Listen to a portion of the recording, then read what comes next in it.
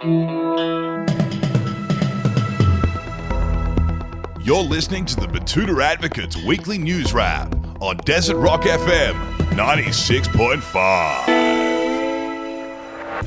Welcome back to the Weekly Betoota. Bit going on in the news. Let me be real with you.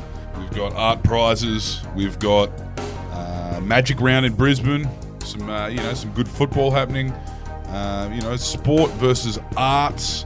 And on the other side of the world, we're seeing the convergence of state and church when Prince Charles gets ordained as King Charles, the head of both the Church of England and our head of state, which means we are a Christian nation, as much as the politicians will try and tell you otherwise. I'm joined by Effie Bateman and Errol Parker. How are you two going? Yeah, not bad, mate. I've got the cucumber sandwiches out for tomorrow, having a bit of a coronation party.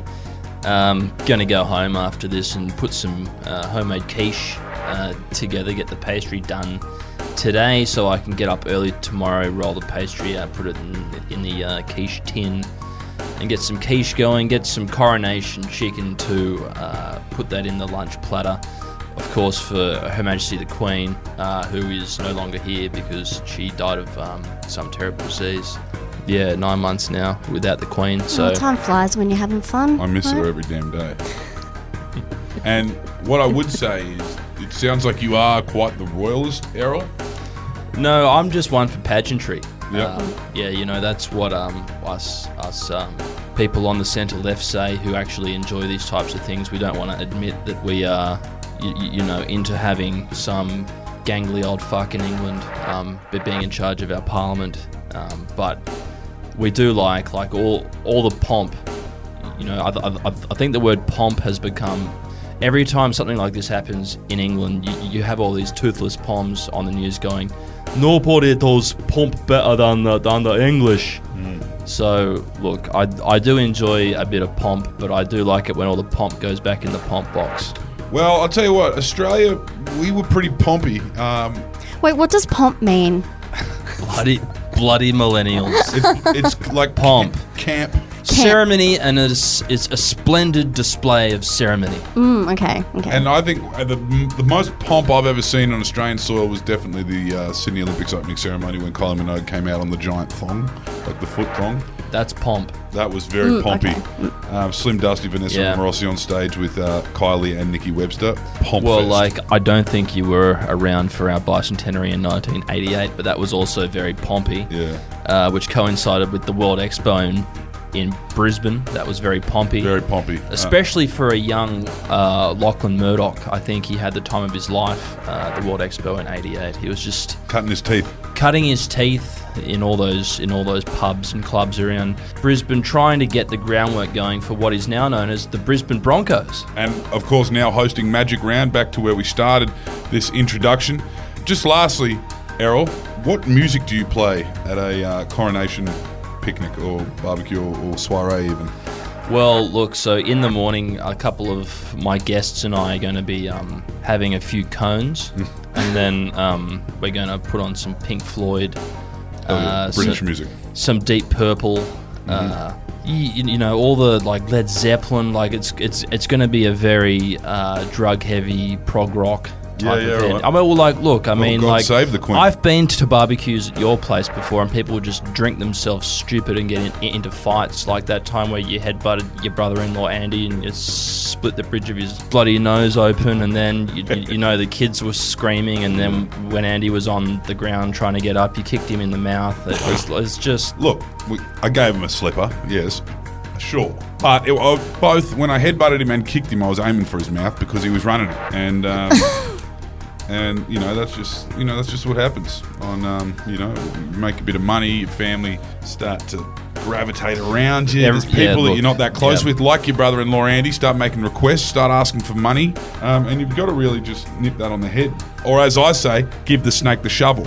How about you, Effie? You don't mind the royal family, or are you more the modern royals would be yours, the Kardashians, and which ones are we talking about? The Broncos. Are you Windsors or Kardashians? What kind of royals are you into? Oh yeah, definitely the Kardashians. I haven't been across what's happening with the king, actually. Well, Yeah. you might be the first person to call him that. He hasn't been coronated yet. That's happening Why is it taking so long? because they love the pomp. Ah, Yeah, the pomp. They're really rolling out the pomp, which is funny because it's a cost of living crisis and 14 million British people live below the poverty line. But sure, bit of pomp. Anyway, let's get on with the news because times are changing and there's more going on in the world. Yes, but speaking of the cost of living crisis, a local banh mi joint still charging $7 for roll and can combo receives National Heritage listing. Yes, the cherished banh mi takeaway shop Saigon Roll Bakehouse has been awarded a place on the National Heritage List this week off the back of its continued commitment to offering sensibly priced lunch deals, which are very hard to come by these days. Yes, it's understood that the shop was approved by the Heritage Trust for its, quote, possession of uncommon, rare or endangered aspects of Australia's natural or cultural history, given that it's the last place in Australia where you can buy a pork roll and a can of fizzy drink for just $7. Our Mayor Keith Carton has said the new heritage listing would protect the store from packs of rabid property developers who've been sniffing around Betoota, stating that a $7 lunch deal is a national treasure and it must be protected at all costs. I think that Keith is just unhappy that he doesn't have the opportunity to develop it, if I'm honest. Yeah, well, that's what I was saying. It's not like him to prevent property development, rabid or rapid. He's more of a wetlands guy, isn't he? Yeah. Up next in some local news, and a 13-year-old going cold turkey on the vapes explodes like a boomer quitting B&H Smooths in 1997. Yes, in the most significant tobacco and vaping control measures in the country, Health Minister Mark Butler has vowed to tackle youth vaping and implement minimum quality standards for imports, flavours, colours and other ingredients, and ban all single-use disposable vapes. Yes, this is not good news for a good 20% of Australian youth who, like Betoota Heights teenager Noah Kellett, who is already addicted to nicotine thanks to the previously unregulated black market that has infiltrated schoolyards right around the country. Yes, in scenes that reminded his parents of when their own parents were quitting B&H Smooths in the 1990s, the old Benson and Hedges, Noah's temper is very easily set off, resulting in explosive tantrums and filthy language. Noah is alleged to have been heard roaring at his siblings this week, exhibiting the exact same loss of control as his boomer grandparents once did. For fuck's sake, you fucking kids, keep this shit up and you'll get the fucking wooden spoon, I tell you. That was Noah Kellett there. Isn't it interesting, though?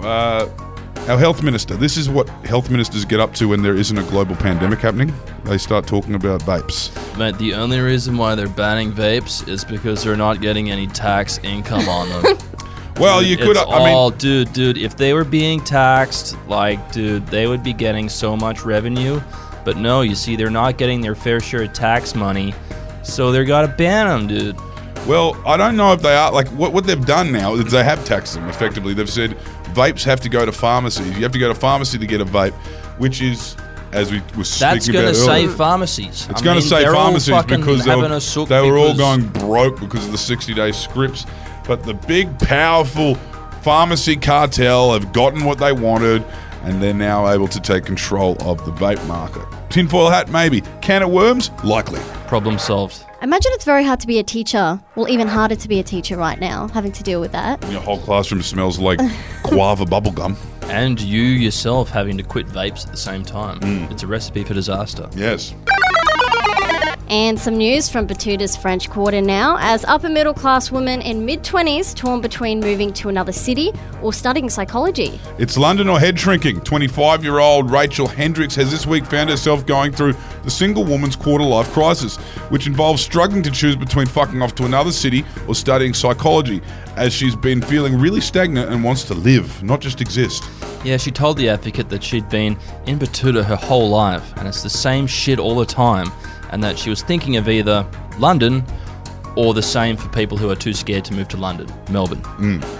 She's also interested in psychology and reckons she'd make a really good psychologist or a really good English teacher.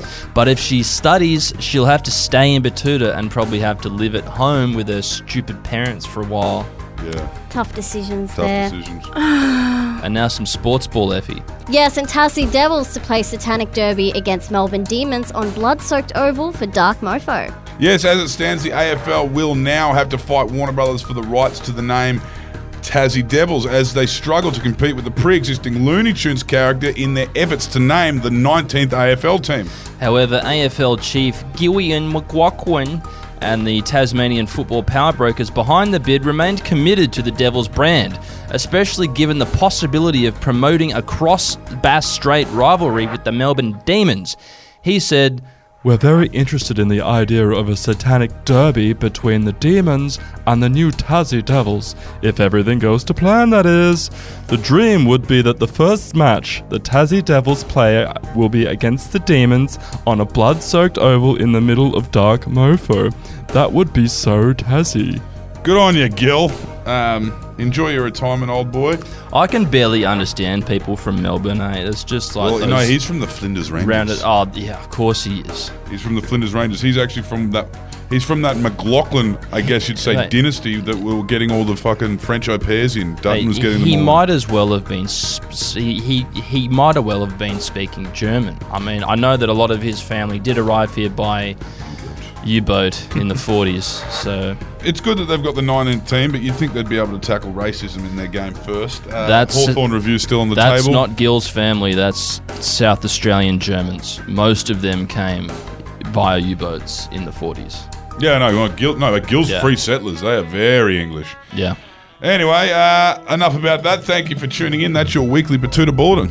Enjoy yourselves. Have a fun weekend, guys. See you later. God save the king.